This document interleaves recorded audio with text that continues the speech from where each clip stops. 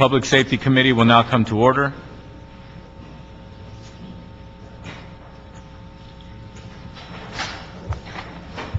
The chairman of the committee, Greg Smith, will not be with us today, and as vice chairman, I will be chairing this committee. We do anticipate having a quorum shortly, and we will take the items out of order. We will begin with the back of the order of the items. We'll begin with item number 10. John White, City Clerk. Item 10, see a report relative to the status of the Disaster Assistance Trust Fund for fiscal year 2008-09.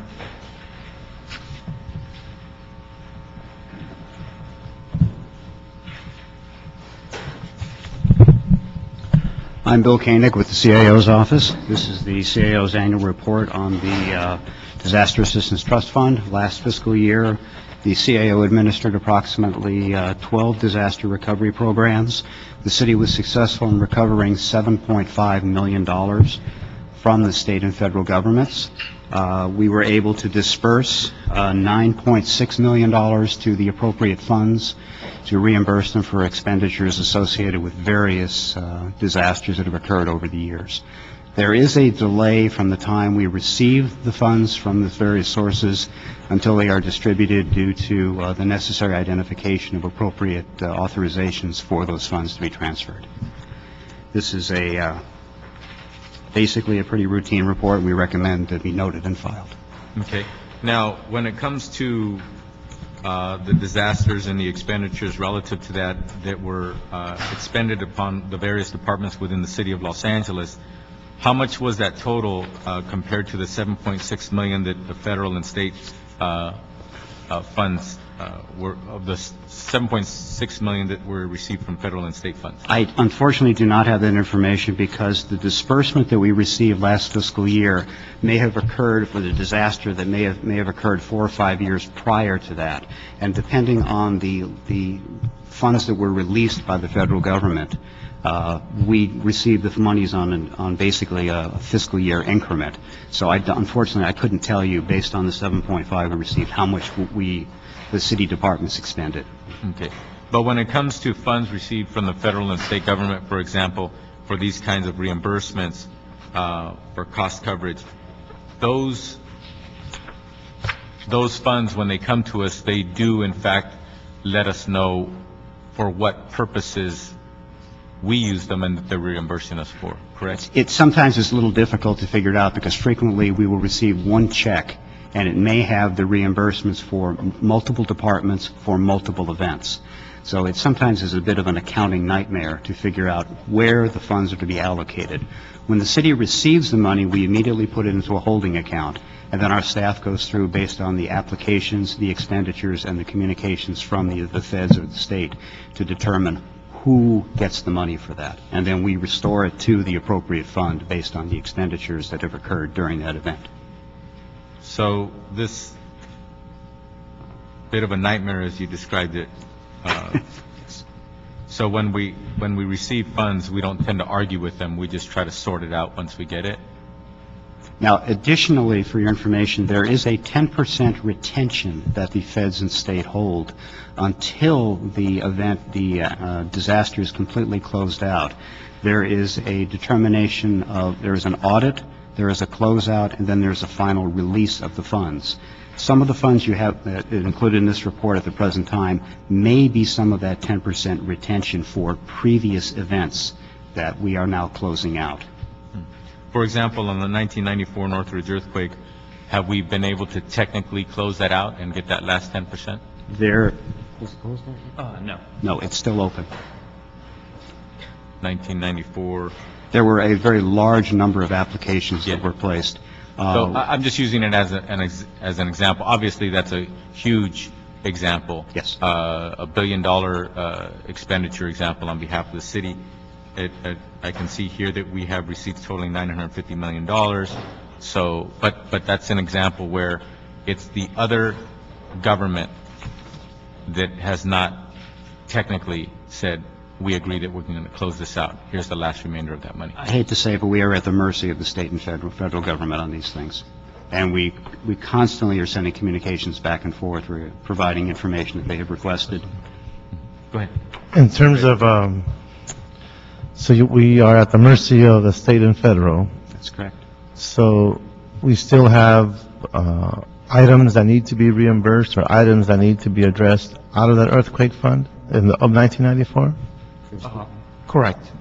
And what is that amount? Can it be identified? Is it Yes. quantified? Yes. Public Works projects, we expect to be reimbursed about 18 or 19 million dollars, and we're trying to get the money this fiscal year. So that is the balance of 18 or 19 million Correct. for public works. Yes. Is that in personnel costs? Is that hard costs? Is that structural issues? Oh, these are for sewer construction projects. Sewer construction projects as it relates to that earthquake? The earthquake, there was significant damage to various portions of the city system. To ascertain the extent of the damage, to negotiate with the state and federal government as to what the appropriate remedies took a considerable amount of time, and then obviously the amount of time for the construction to occur.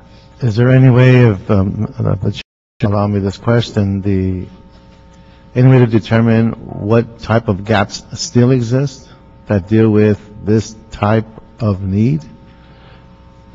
Is there a way to at least highlight or summarize, due to these incidents, whether it be fires or earthquakes, these are the amounts that are still needed to be filled?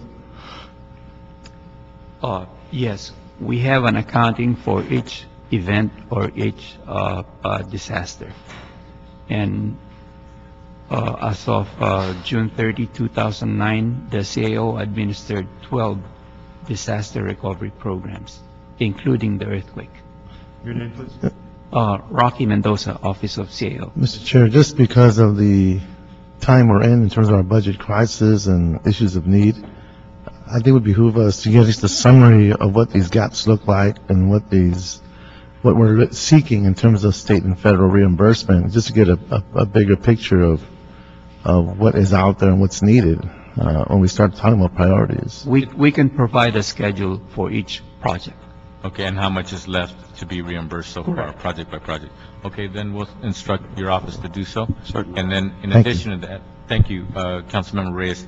Along those lines, I assume that 90+% of these reimbursements have impacted, or the lack thereof are impacting our general fund, correct? Some are general funded, most are special funded. Most are special funded? Correct. These additional also include the cost associated with Department of Water and Power's expenditures. So a significant amount of our reimbursements have in fact gone to the department.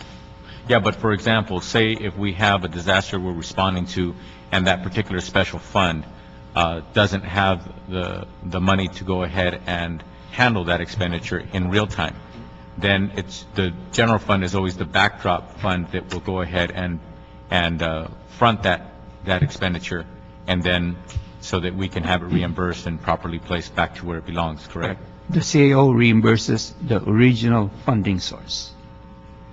If that's general fund, then we reimburse the general fund. Exactly. Okay. So, all right. So we look forward to that report back, and also in that report back, we would like it to include the relative to the different funds that are still awaiting reimbursement, and if there was another fund that covered it in the meantime, then if you could delineate that as well. Certainly. Yes, sir. Okay. Any more questions?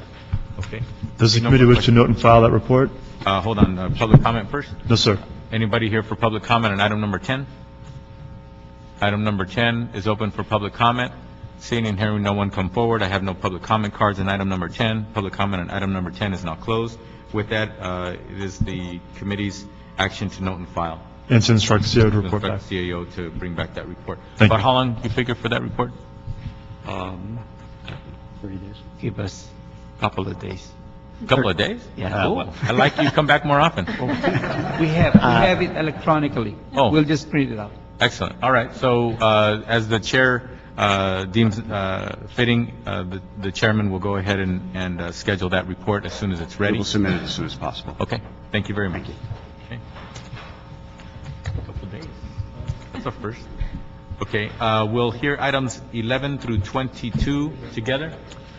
Items 11 through 22 are various reports from the city clerk regarding trust fund statuses. Okay. Good morning. I'm Holly Walcott with the Office of the City Clerk. As you know, we handle the accounting and fiscal services for many of the trust funds of the City Council. So these are basically the balances and expenditures of those trust funds. Did you want me to go through them individually, or did you want me just to answer questions? Well, if you could note anything that you'd like to apprise this committee of other than the reports that we currently have. Really don't have any additional information other than what's before you. Not that it's boring, but it is pretty routine matters, everything. In order. Absolutely. It's just for public Many of these- record, so that for transparency reasons that you all are aware of and the public is aware of the status of these trust funds. And many of these accounts actually have little to no activity. For example, one of them has an interest earned of $4.61, and that was on item number 19, that was the activity for this particular quarter. Any questions, Ms. Reyes? Okay. All right. We are on items 11 through 22. Is there anyone here to make public comment on any or all of the items or a portion of the items 11 through 22? Anybody here to make public comment on any of these items, 11 through 22? I do not have any public comment cards before me. See no one come forward to speak on public comment on any of the items between 11 and 22. Public comment on 11 through 22 is now closed. With that, we'll note and file these reports. Thank you.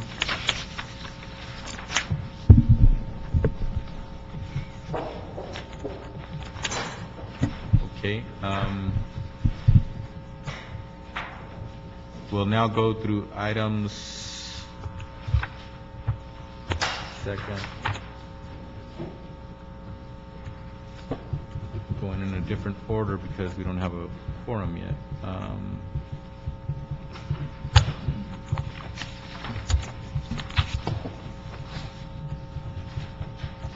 6 through 8, we'll handle items 6 through 8 together.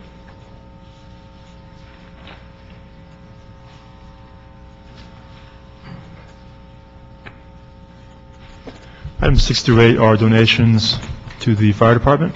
Yes, Battalion Chief Ronnie Villanueva, Commander of the Community Liaison Unit. Okay. We do have reports and documentation on each one of these items. Is there anything that you'd like to apprise the committee of? Actually, on number 8, Okay. what I'd like to do is the department wishes to amend the report. We are rescinding our request to approve the donation of a computer at Fire Station 73 valued at $781.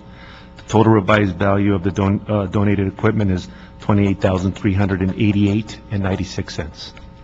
Fire Station 73 decided they did not need that computer, so they just wanted to take that off the list. Okay, so I have here desktop computer valued at $781.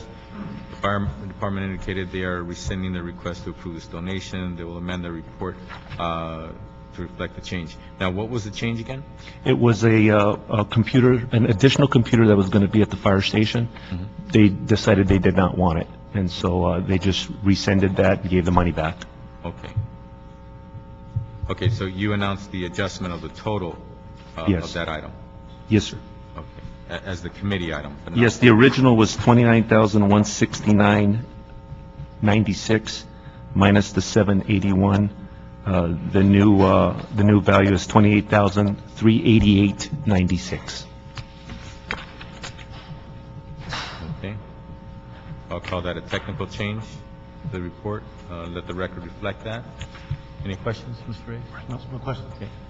Okay, we are on items 6, 7, and 8. Is there anyone here for public comment on items 6, 7, and 8 pertaining to the fire department? Anybody here for items 6, 7, and 8? I see no cards before me. See no one come forward for public comment on 6, 7, or 8. Then we will close public comment on items 6, 7, and 8. So with that, it is the action of this committee to approve the donations on items 6, 7, and 8 with that amendment. Thank you very much. Okay? Those items are approved. Now we will go back to item We now have item number 9. We'll go to item number 9. Item 9, City Engineer Report relative to the Proposition F, Fire Facilities, Animal Shelter Facilities Bond Construction Program Annual Report.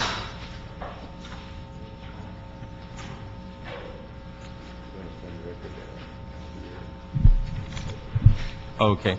On items 6, 7, and 8, we did have a quorum with members Reyes, Zine, and Cardenas. So items 6, 7, and 8 were approved on a 3-0 vote. We are now on item number 9. Good morning. My name is Alan Kawaguchi from the Bureau of Engineering. I'm Program Manager for Proposition F Fire Facilities Bond.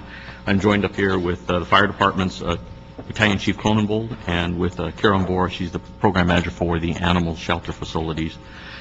Some background, the Proposition F was approved by the voters back in 2000. $378 million was for the fire stations, fire facilities, and $154 million was for the animal shelters.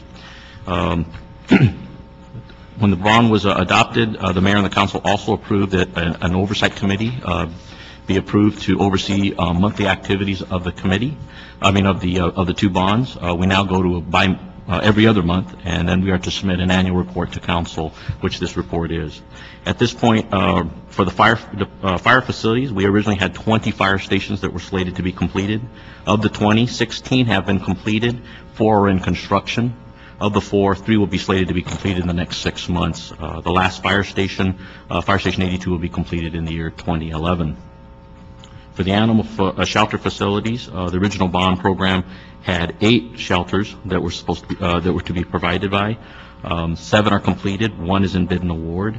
In addition to the 8 animal shelters, we had 5 spade and neuter clinics that were also added to the program, and all 5 of those are completed at this time.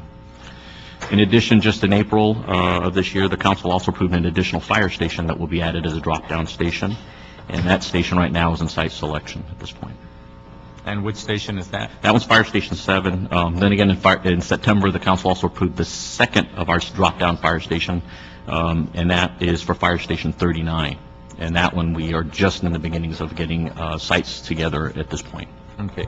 So when the bond was passed, we let the voters know that if everything goes well, we will have completed 20 fire stations with these bond funds. And it looks as though we're going beyond that to 22? Correct. Okay. All right. That's rare.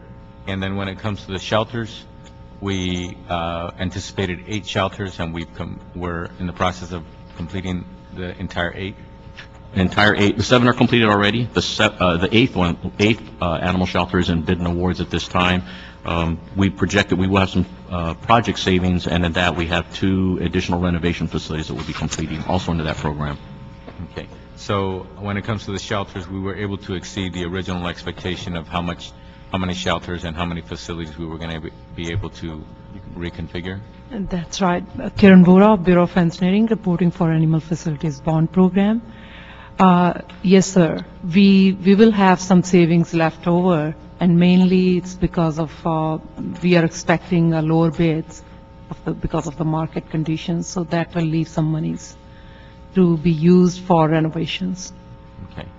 And when it comes to the shelter, I think they call it North Valley Shelter, Northeast Valley Shelter.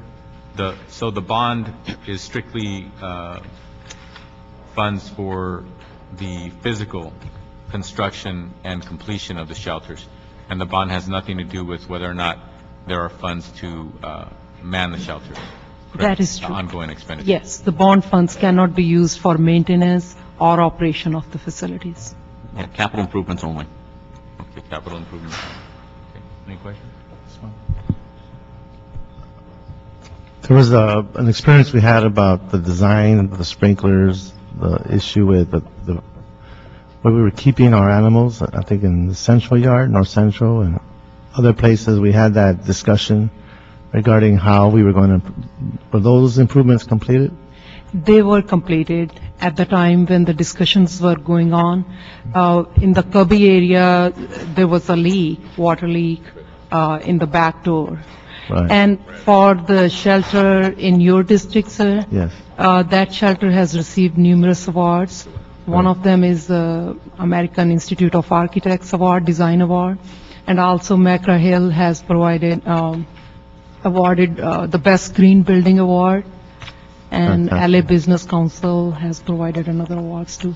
So Well- especially that shelter has achieved the most number of awards. Fantastic. I just want to say thank you, too, for your hard work. I know it's a tough position you're in when you get people reacting, but thank you for your hard work and the good work you did there. Very much. Thank you, Councilmember Reyes. We have a question from Councilmember Zine. The fire stations that have been created, established, built, redone, there was a problem with gas pumps, diesel pumps. Has that been corrected, or is that still pending?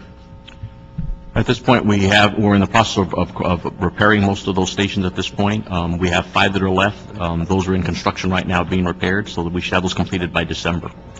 So how long has it taken from the time those stations were built and in operation to get these pumps? They vary in different amount. And again, the problem that occurred in the pumps, the alarming system which shuts them down, they don't normally occur as soon as the station is opened. Sometimes they occur as late as 12 months later. It varies because it's a failure having to do with a fitting. But like I said, so as soon as those were detected, we first didn't think that it was we thought it was an isolated incident, so we kind of tried to address just that incident. We then found out probably several months later that it was a product failure that we were then going through and repairing. And so, like I said, from the very first one that was installed and in operation, that was probably in the year maybe 2007 or 6, somewhere there. That's the earliest stations that we had the problems. So who's paying for that retrofit of it? The first retrofit we did, which we considered was exploratory to find out exactly what the problem was, the bond programs covered that cost. What's happening right now is we are being asked to go forward and get this things corrected as quickly as we can. The city attorney, who isn't here right now, can address any other legal action that we'll be taking. How much is it costing? They vary in cost depending on the length of run of pipe. The costs are running anywhere from about $56,000 to about $180,000. Again, it depends on the tank and the length of run of the pipe. So $56,000 to $180,000 to fix what was done by the contractor that doesn't work. You need to go back and recoup those dollars, because that draws from the bond to give us fewer dollars to do projects for the public good. And it absolutely amazes me every time we come into this situation with fuel pumps, such as the ones here at City Hall. The fuel pumps here at City Hall have never worked, and they spent millions of dollars. They're still sitting there. They don't work. And then our emergency services, the fire stations, so if they don't have the gas pump or the diesel pump, they've got to go to another facility to get that fuel. And we're talking 56 grand, 180,000 multiple times. We need the city to be a little more aggressive in going after the people who are installing these and holding them accountable and responsible.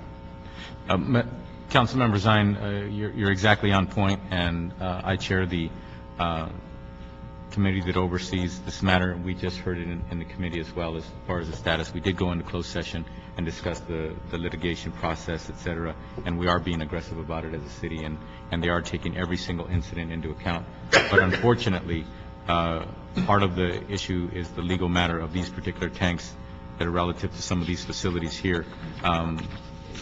It's the chicken and the egg. The alarm has to trigger. Then, in fact, we can go ahead and do what needs to be done to rectify it, and then look to the responsible party that is going to pay for it, so, or reimburse us. So, yes, we are in fact. So we are pursuing the absolutely, funding? absolutely. Okay, that's all I have. Thank you. Thank you. Any questions? Okay. Seeing no more questions from the committee, we're now going to public comment. Is there anybody here for public comment on item number 9? I see no public comment cards filled out on item number 9. Is there anybody here for public comment on item number 9? Seeing and hearing no one come forward on item number 9 for public comment. Public comment is now closed. With that, it's the committee's desire or action to note and file this report. Thank you. Thank you. I'd like to announce at this time that Chairman Smith, who is not present today, asked that we put over item number 4 to the next committee hearing date, or if the chair chooses to put it over again. So item number 4, for those of you who are here for item number 4, I apologize for not announcing it earlier, but item number 4 will be put over to the next committee hearing date. Okay. With that, we will go to, you have questions on 5, 6? I'll go to that one first if you want to do it now, otherwise I'm going to go to number 1. I go to number 1. Okay, we're now going to item number 1. Item 1, Board of Police Commissioners report relative to various amendments to the City of Los Angeles bingo rules and regulations to conform with recently passed state of California legislation. Good morning, committee members. Richard T. Fank, Executive Director of the Board of Police Commissioners. Through our charitable services section, we regulate bingo in the City of Los Angeles.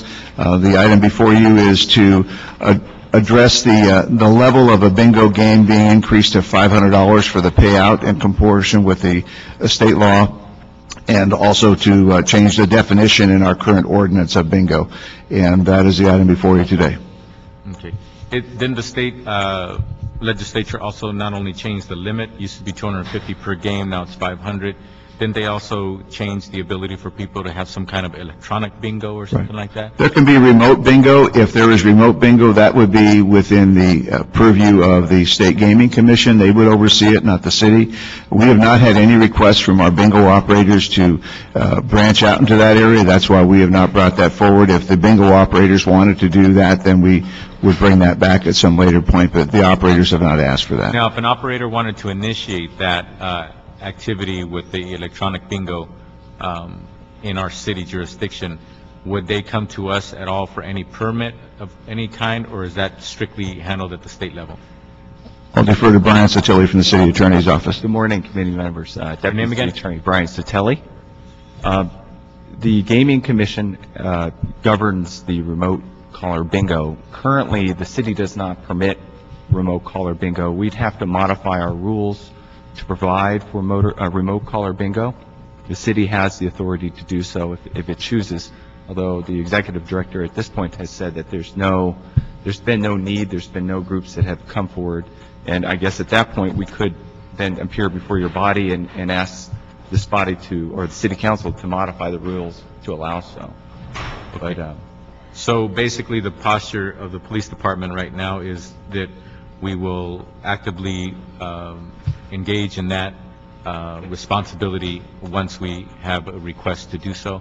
Yes, sir. Until then, yes. We will stand by and wait for that to occur, correct? That's correct. Okay. Now, once that happened, is it similar to, for example, when somebody wants to get an alcohol license within our jurisdiction? It is a state license, yet at the same time, the city does participate as a local government in that permitting process. That's correct, sir. Similar to that? Yes, sir. They would fill out a permit application, go through a permitting process, ensure they comport with all the city requirements to obtain a permit, file their paperwork with the Board of Police Commissioners. It would be approved, and then we have an auditing process where we audit the bingo games to ensure they're giving the appropriate amount to the charitable organization that they've identified, and also that the game is run appropriately. Okay. Now, we would issue a local permit. Would they be concurrently trying to receive a state license to have this electronic bingo? well, they would apply for the local permit for bingo operations, and then we would, if at the time we would modify our rules to permit remote bingo, they would then be governed by the state, the commission, overseeing how the operation of bingo. And there's certain types of organizations that could participate in this type of remote bingo, which is codified in Penal Code Sections 326.3, subsection B1, but limits it to like charitable groups, senior citizen groups, mobile home parks. But they're very specific, and they have to be in operation, I believe, for at least 3 years. But the state would regulate that activity. The cities would just allow it to occur, but the state would oversee it. Now, being that the state oversees it, has the state implemented a licensing for that activity, or as far as we can tell, they still haven't determined how they're going to do that? I don't have an answer to that question. I believe they would have to probably have a license through the State Gambling Commission to operate, so it would probably fall within that purview under 326 of the Penal Code. We would regulate the regular bingo game, and then they would have to have, which we already do. Then if they wanted remote and we amended our rules to allow for remote, then the remote would be regulated by the State Gaming Commission. So we would have jurisdiction over our local game. The remote game would be under the jurisdiction of the State Gaming Commission. So we as a local government could determine that we do not want to modify our regulations, and therefore within the city's jurisdiction we would not be participating or organizations to participate in this activity. That's correct, sir. Right. If they wanted to go to Commerce or Paramount, other cities, or Long Beach, that's their business if That's they want to correct. allow them. It's kind of like card clubs, right? Each individual city decides if they're going to allow card clubs in their jurisdiction, correct? Similar to that. Correct. The statute provides the cities with the authority to permit it or not permit it. Okay. So we have yet to decide as a city to determine whether or not we're going to participate, allow organizations to participate in that activity within our jurisdiction. That's correct, sir. When the bingo operators learned of the amendment to the state law, their main concern was to raise the limit to $500. That was their main issue, to be competitive with other gaming in other cities, and no request at all for remote bingo. Okay. So it basically is a policy matter for the council to decide if we're going to modify those regulations, or is it something that happens only at the police commission level? No, sir. We'd have to amend the city ordinance to be a policy decision by the council. Right. Under the municipal code 44.52, the rules have to be approved by the city council. The police commission enacts the rules, but they ultimately have to be approved by your body. Okay. So if somebody were running for mayor, for example, and they were telling a bunch of senior citizens, we're going to let you do electronic bingo, so in case your friend who lives in Palmdale wants to participate in the same bingo game, you can go ahead and play together and not have to, come together to the same place or what have you. That would be more of a campaign promise, but not necessarily something that's within the purview of the mayor. It's actually in the purview of the policy body of the council, correct? Correct. That is correct. It's codified in 44.52 of the municipal Do you code. want to that motion? Nope. Any questions from the committee? Any questions? Seeing no seniors on the committee. Where's Parks? Oh, you're not senior yet. You are? Oh, council. All right. Wow. Like Mr. Teague, I'm one. But ARP all the way. Okay. We are on item number one. Is there anybody here for public comment on item number one? I do not see any public comment cards before me on item number one. Public comment is now open on item number one. Would anybody like to come forward to make a public comment on item number one? Seeing and hearing none, public comment on item number one is now closed. I don't know the lingo, or else I would throw one out there. Doesn't bingo have some sayings like B4 or something like that? C12. What is it? MC. There's a letter, B-I-N-G-O. B12, yeah, not C. B-I-N-G-O. How do you come up with C? Yeah. Hey, it's got to do quick. Vitamin C. All right. So public comment is closed, and with that, the recommendation of the committee is adopt the rules and regulations. Okay, that's the action of the committee. Thank you. Have a good morning. Bingo. Bingo. All right, we're now on item number two. Item 2, Board of Police Commissioners and CAO reports relative to modifying the budget of the 2008 Forensic DNA Backlog Reduction Program to reallocate grant funds and related actions. Okay, Good morning, Jason Clean, Office of the CAO. a little closer to the mic. Good morning, Jason Clean, Office of the CAO. The Police Department is requesting authority to modify the 2008 Forensic DNA Backlog Grant. They wish to do a budget modification in the amount of $70,943 from the equipment category to the overtime category.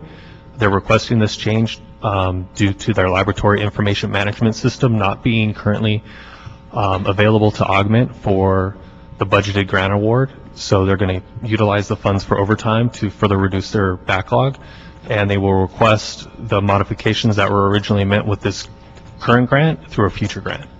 Okay. And when it comes to the line item on the equipment, apparently, as I see on this table, we've approved and budgeted $70,943, and so far, the amended expenditure is $6,500. So they put off some equipment upgrade. I guess it's adequate as it stands today, or? The system wasn't ready to be augmented to include the updates. Okay, so they're making do with the equipment that they have currently, and when this equipment is ready to be upgraded appropriately, then they'll do it at that time? Correct. So it doesn't sound like, so they're anticipating doing it in the future fiscal year? Yes. Okay, all right. Members of the committee, we do have Chief Beck, who's going to be coming to this committee. I think it's next week, next week to make his quarterly report on this matter as well. So there'll be ample opportunity at this moment in time and also next week to ask any questions that would have. Go ahead. Once you use this year's allocation, do you know how much more of a backlog you have to go? Yvette Sanchez-Owens, I'm the commanding officer of SID. As of this week, we are at 2,577 kits in the backlog.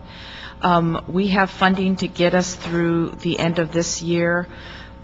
We should get down to somewhere around 2,000. We will still need more money in the next fiscal year to get through the last of the backlog unless some of our donations come through or additional grant funding comes through. You're getting rid of about 500 plus cases with this one. So that's how much, this is about how much it costs to handle 500 cases? Approximately, yes. And have we heard anything out of the federal administration, the president, or any hopefully potentially successful legislator at the federal level that they're going to go ahead and put some funding our way or towards cities or counties when it comes to this, our backlogs? Because we're not the only city with a backlog, I'm sure.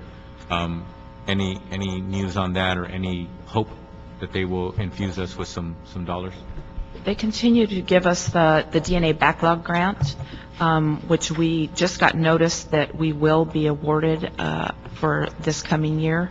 I don't have the number off the top of my head on how much money that will be, but we do take advantage of every opportunity that is out there, and we just were awarded the efficiency grant, which will allow us to take care of one of the bottlenecks we have, which is the reviews after these kits come back from our contractors. Okay. So, but as of right now, the assistance we're getting from the federal government is still not enough for us to project a true depletion of the entire backlog, right? So they're helpful, but they're not. It's still not enough to get us to say we see the end of the tunnel. We will be able to complete this backlog with those X funds that are coming. At this time, no. However, we have been hearing that there is interest in doing that, and potentially there could be additional funds available. Okay. This is Commander Peck Gannon. We had sought through the President's Stimulus Recovery Act for funding. We were notified a few weeks ago that we did not get that funding. So the burn grant. The burn grant. So it's a competitive grant, or it's the burn grant? Yes, was a competitive grant. Some of the others are formula grants that we always get. Okay, more of a per capita type grant. Yes. So we continue to look for different ways in which to do it, in addition through the private donations. Also, Chief Beck will report next week on a sizable donation that the Police Foundation gave us, another $250,000. So we're doing well in those areas too. Yeah, and also please remind Chief Beck to be ready to let us know what the forensics are on that burn grant. That as far as we can see, why we didn't get it. Did we meet our deadlines? Were we able to get everything in? Was it just bad luck, or was it something that that we did, or what happened? Okay. Yes, sir. Okay. Any more questions? Okay. Regarding the training, travel related to training and training costs, are we paying for the outside contractors, or is that for our personnel? That's for our personnel. As you know, we are trying to build up our own internal staff so that we can significantly reduce outsourcing in the future. Once we get through this backlog, we're hoping that our internal staff will be able to keep up with everything that's coming in the front door. That training money is to train those folks you've already given us authorities for, so we can get them up and running. And these are criminalists? Yes, training they are. for criminalists? Yes. And where do they do the training? A combination of, we bring folks down here. We also use the state CCI program. Which is located at Cal State? We have some at Cal State, but they do still do some classes up in Sacramento, so we do have to send them up there. Okay. And the backlog that you mentioned, does that include all DNA or just certain categories of DNA samples to be tested? The backlog that we're working on right now is sexual assault. What about the other backlog? That's negligible, and we usually have maybe a couple hundred total. which I heard includes one time homicides there were and, like 70,000 cases for the homicides and the other crimes. When There we was did an incredible the- number of cases that were backlogged, that were stagnant. When we did the inventory of property division, trying to get a good handle on what we actually did have, we came across 55,000 pieces of All categories. all categories of evidence, some of which has already been tested, others have not. We're focusing on the sexual assault kits now. Our next project is on homicides, and do the same type of process on homicides. We're trying to get through this process first. So once the sexual assault kits are resolved to an acceptable level of analysis, and then you're going to start breaking down the other 55,000 in a priority schedule? We will start with, I don't want to say all 55,000, because not all 55,000 are identified as needing to be tested. But through that, we will go to the next piece, which is homicides. They keep a good record of the other items that detectives need to have processed and analyzed, and that's being accomplished appropriately.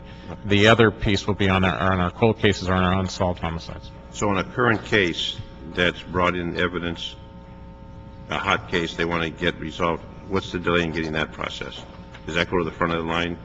usually homicides go to the front of the line. We take care of that with in-house staff. This backlog is being worked mostly through our contractors. Okay. And that can be accomplished relatively quickly, especially on priority cases. The lab is very good at getting those in and out quickly. Okay. Thank you. Okay, no more questions from the committee? Okay, no more questions from the committee. We'll now go to public comment. We are on item number 2. Public comment is now open on item number 2. I do not see any public comment cards before me on item number 2. Is there anybody who wishes to come to make comment on item number 2 from the public? Seeing and hearing no one come forward, public comment on item 2 is now closed. With that, the committee approves the CAO report. Thank you. We're now on item number 3. Item 3, Board of Police Commissioners report relative to the status of the supplemental police account for the period April through June 2009. Yeah. How you doing?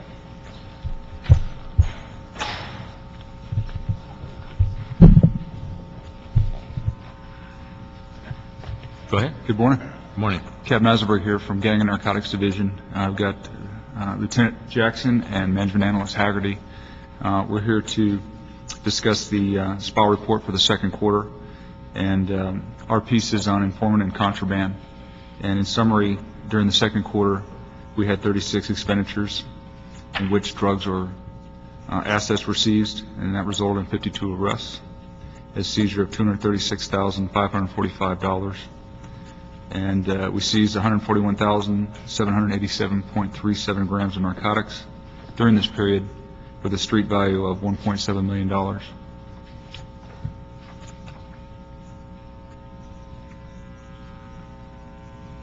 lot of incidents. Okay, I have a question. It appears that there was an increase in drug seizures in 5 out of the 7 categories. The 2 categories that didn't see an increase were heroin and meth. Those 2 decreased. Is there anything you could tell us, any reason why that trend ended up that way? Let Lieutenant Jackson respond to that.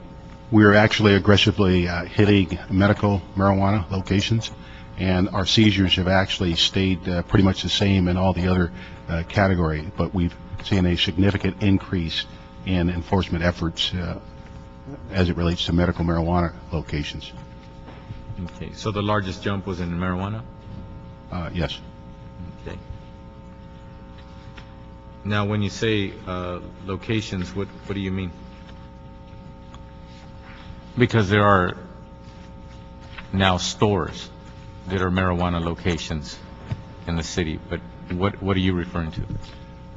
We've actually classified certain storefronts as collectives, whether or not they are operating for profit or just caregiving locations. We have close to about 800 in the city, and systematically. We're looking at specific ones throughout each bureau and having the narcotic enforcement units take on, let's say, one or two each DP. So before, it was like a moratorium standoff, wasn't doing any enforcement until it was a clarification from the department as far as whether or not enforcement action should take place.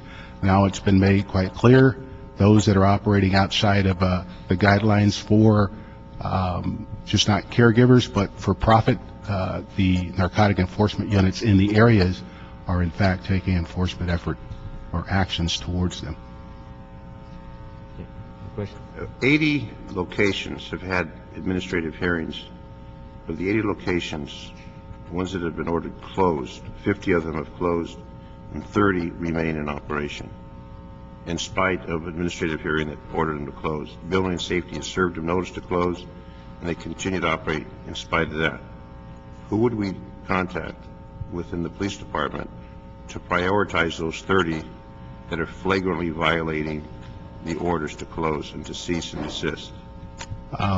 Detective Bureau, and they could come down through Gang and Narcotics Division. We have a entity by the name of Narcotic Abatement Unit that have a list of all those locations that are still operating in violation of city ordinance, and they're strategically going in, making multiple buys, and then turning that information over to the city attorney's office that's sending out correspondence saying that you've been ordered to in fact close this location, you're still operating, and these are the actions that we're going to take against you if in fact you don't close. Okay, so you're already in the pipeline for that? Yes, our narcotic abatement unit. Because I met with the city attorney to discuss that, why places remain in business. When the hardship hearing was held, they were denied the hardship, ordered closed. Building and Safety gave them that notice closed, and they continue to operate. So you folks are getting notified with the gangs and narcotics sections, getting notified of those locations. Yes. And they're going to take whatever action is necessary. Because what we need to do, once they have that hearing and they're denied operation, we need to have some avenue to close them. Because they're just flaunting the law. Yes. Flagrantly. There is very clear communication going on between the city attorney's office and Gang and Narcotics Division, saying, here's a list of locations that have already been advised that they need, in fact, close. Okay. And then we want to see buys occur in these particular locations, and then the information sent back to us. And we're sending in undercover officers and confidential informants that are making those purchases and getting the information back to the city attorney. And the news today is reporting that the DEA, through the Attorney General, they're not going to go after those that are in compliance with the law in the particular states. Measure 215 has certain conditions. The folks that we're going after are violating those conditions. I just wanted to emphasize that the ones that want to comply versus those that are not complying. And of the 800 or so, many of those are not complying with 215 and the provisions of that. And those are the ones that we seek to take action against. Okay. Yes. Thank you. Thank you. Ms. Perry? The question about when the supposed redaction is done and executed and enforced, do you actually clean out the premises and then lock down the location? Most of the actual owners have just, moved from the location, stuff like that. We haven't come across an incident where we had to physically go in, lock down locations, stuff like that. We do take all the drugs, the cash, search warrants on the residents and the business itself. But to answer your question directly, we haven't come across an issue where we had to physically board up, lock, and so on and so forth. The correspondence is sent out, and they pretty much self-abate. And then what's the protocol to ensure that they've abated? The city attorney is currently, as we speak, working on a process by sending out the correspondence, having the hearing. Even a couple weeks ago, they sent some of the narcotics that we seized to the FDA to test for pesticides, and then saying, if you don't in fact close, we're going to bring a civil action against you, and in some cases, criminal action. And then that information is given back to Detective Gilbert and his squad with Narcotic Abatement Unit, and they are in fact to go out and physically see that those locations are closed, and if not, do a couple more enforcement actions to make sure that they're compliant. And is one particular agency tracking or being the lead on where each location is at stage in the process, so that, say, if I want to go look at, the ones over in my district and which ones are about to be abated, I would be able to go to one place to find out where that is? Yes, the city attorney's office has a database that all those locations are actually in. Do you know the name of the attorney? Mary Claire Mordorf? Yeah, Mary Claire Mordorf. No. Any more questions? That's it. Okay. Okay, we're on item number 3. Item number 3 is now open for public comment. I do not see any public comment cards before me. Is there anybody else who'd like to come up for item number 3 for public comment? Seeing and hearing no one come forward, public comment on item number 3 is now closed. With that is the committee's action to note and file this report. Thank you very much, sir. We now go to our last item on the agenda, which is item number 5. Item 5, see a report relative to amending the contract with Linden J. & Associates to increase the contract amount up to an additional $25,000 and to extend the term through October 10th, 2011 for as-needed court reporter services for meetings of the Board of Fire Commissioners.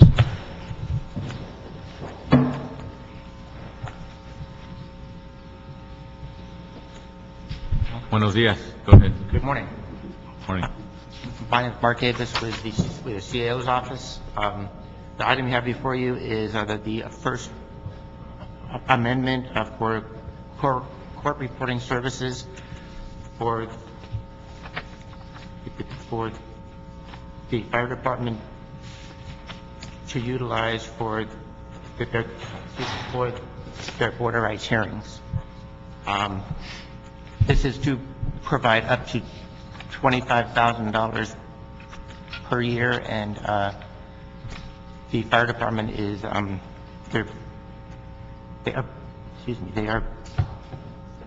they're going with the police department contract that is currently in existence. Okay. The contract with Linden J. and Associates. Okay. And this money is coming out of the fire department's contractual services account? So Correct. This action is not requiring any additional funds from the general fund. It's already been budgeted? Correct. Okay. All right. Any questions from the committee? Hold on a second. In Spanish or English? How are you going to ask? Well, less than. It states that the total amount of proposed agreement, less than $100,000 to date. The LFD has utilized $45,393 in court reporting services with the vendor. So is this an additional 25 on top of the 45? Because it states here for the period retroactive to June 09 through October 11, not to exceed 25. So I'm trying to figure out what the 45,393 was. $45,393. What's that about? That's on page 2 at the top. I believe to date they've expended the $45,393, and this contract will give them up to $25,000 per fiscal year. Was that 25? So it is over and above. So it's over and above the 45,393. If I'm reading this correctly. Good morning, members. Bill Jones, Fire Department. The contract was initially executed in fiscal year 07-08. Since that time, we've spent $20,393. The $25,000 proposed is for the contract going forward this fiscal year.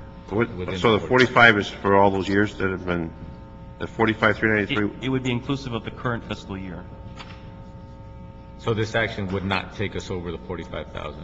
No. Because you've expended 20,000, and with this 25, so within that envelope of 45,000, and that's why it's not requiring any impact on the general fund. Correct. It's already been budgeted. Yes. And these are for border rights hearings for disciplinary purposes with the fire department. Is there any shared costs with the union on the administrative or the court reporter costs? Battalion Chief Graham Everett from Internal Affairs Section. No, we don't. We have a requirement under the Bill of Rights for the Firefighter Bill of Rights and also the Charter to provide that court reporter. However, when it does go to arbitration, the union does, if the case goes to arbitration, the union is actually responsible for that payment. For the court reporter? For the arbitrator. For the whole arbitration? Yes. So you take the cost in the initial stage, and they take it if there's going to be an appeal? Yes. Okay. Thank you. That's all I have. Okay. Any more questions from the committee? Okay, seeing and hearing no questions from the committee, public comment on item number 5 is now open. I do not see any public comment cards on item number 5 before me. Anybody else here for item number 5 from the public to make comment? Seeing and hearing no one come forward. With that, it is, public comment is now closed on item number 5, and it is the action of the committee to approve the CAO report. Thank you very much. Okay, that concludes the items on the agenda. You went consent on the other items? Today's hearing. You went consent on the other? 11 through 22 were note and files, and then you got here on the first vote. Okay. Okay. Okay, and is there anybody here for general public comment? General public comment for this committee is now open. Seeing and hearing no one come forward for general public comment. General public comment is now closed. This committee is now adjourned. Very good.